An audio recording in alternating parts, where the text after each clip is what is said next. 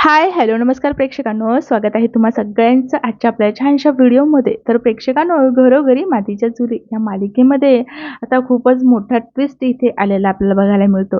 तर इथे आता जो काही शर्वरीचा ड्रामा सुरू आहे, बऱ्याच दिवसापासून बरेच आपण एपिसोड बघितले तिचे, लपवाछपवी करते ती, पण मात्र शेवटी म्हणतात ना, गुन्हेगाराने कितीही मोठा गुन्हा करू द्या आणि कितीही त्याने पूर्ण क्लीन करण्याचा प्रयत्न करू द्या, पण मात्र तो काही ना काही थोडा तरी पुरावा हा मागे ठेवतोच. आणि तसंच काही शर्वरीच्या बाबतीत देखील झालेलं आहे.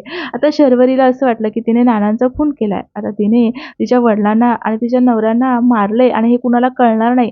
हे कसं काय शक्य होईल प्रेक्षकांनो? तर असंच काही प्रेक्षकांनो येणाऱ्या एपिसोडमध्ये देखील आपल्याला बघायला मिळतं. नेमकं येणाऱ्या एपिसोडमध्ये काय घडणार आहे? तर चला जाणून घेऊयात.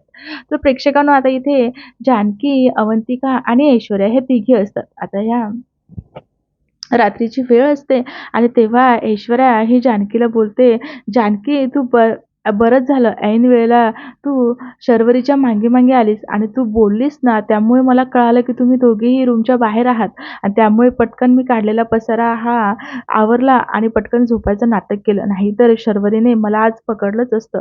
तेव्हा ती बोलते, "हो ना, पण आता मला काळजी वाटते उद्याची. आता उद्या तर आई बोलतात देवदर्शनासाठी आपल्याला सगळ्यालाच जायचंय.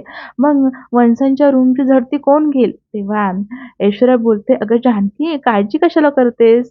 आज कसं डोकं दुखलं माझं, तसंच उद्या देखील दुखेल." असं काही आता इथे ऐश्वर्या प्लॅन करते. तेव्हा जानकी बोलते, "हो, बरोबर आहे."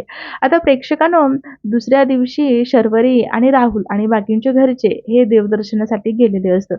आता घरी इथे जानकी आणि ऐश्वर्या ह्या बहाणा बनून घरी राहिलेल्या असतात. आता हे गेल्याच्या नंतर जानकी आणि ऐश्वर्या ह्या शर्वरीच्या रूमची झडती घेत असतात. आता झडती घेत असताना त्यांना इथे विक्रांतचा मोबाईल मिळतो. आता तो मोबाईल हा ऐश्वर्याला मिळालेला असतो. आता ऐश्वर्या तो मोबाईल घेते आणि जानकीकडे येते आणि जानकीला बोलते, "जानकी, हे बघ विक्रांतचा मोबाईल." तेव्हा जानकी तो मोबाईल घेते आणि तेव्हा त्या मोबाईलमध्ये आलेले कॉल्स बघते, तर तिथे नानांचा खून व्हायच्या अगोदर 1 दिवस अगोदरच विक्रांतचा फोन आलेला असतो. ते ते कॉल डिटेल्स इथे जानकी बघते. त्यानंतर जे आहे तर मेसेज असतात जे विक्रांतचे नानांना आलेले असतात.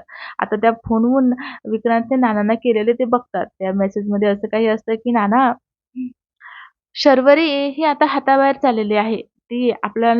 ती आपल्या दोघांना आणि घरच्यांना फसवत आहे." असं काही त्या मेसेजमध्ये असतं आणि ते वाचून आता इथे जानकी आणि ऐश्वर्या या दोघींना खूपच आश्चर्याचा धक्का बसलेला असतो. आता जानकी बोलते, "वंशांसाठी हे पुरावे पुरेसे आहे." असं काही ती बोलते. आता प्रेक्षकांनो, पुढे पाहणं खूपच उत्सुकतेचे आहे की नेमकं कशा पद्धतीने शर्वरी ही तिचा गुन्हा कबूल करते. नेमकं आता या मेसेजच्या आधारेच ती तिचा गुन्हा कबूल करेल का? की तिच्या विरोधात आणखी जानकी, ऐश्वर्या आणि अवंतिका या तिघी मिळून कट रचतील जेणेकरून शर्वरी हा तिचा गुन्हा कबूल करेल? हे पुढे पाहणं खूपच उत्सुकतेचे आहे. अशाच नवनवीन अपडेट जाणून घेण्यासाठी आपल्या चॅनलला मात्र नक्की सबस्क्राईब करा. भेटूया छानशा पुढच्या एपिसोडमध्ये.